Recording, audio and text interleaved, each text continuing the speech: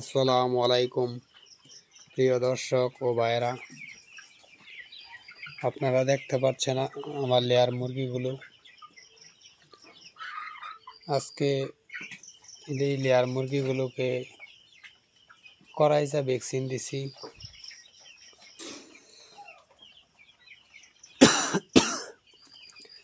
মুরগিগুলো একটু দুর্বল হয়ে গেছে। করাইজা ভ্যাকসিন দেওয়ার পরে দেখা যায় মুরগির একটু বেশি জ্বর আনে, তাই মুরগিগুলো একটু দুর্বল হয়ে গেছে। আজকে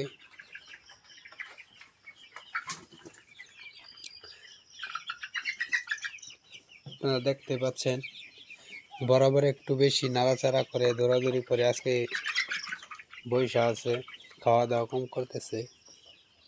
বিকালবেলা ভ্যাকসিনটা দেওয়া হয়েছে।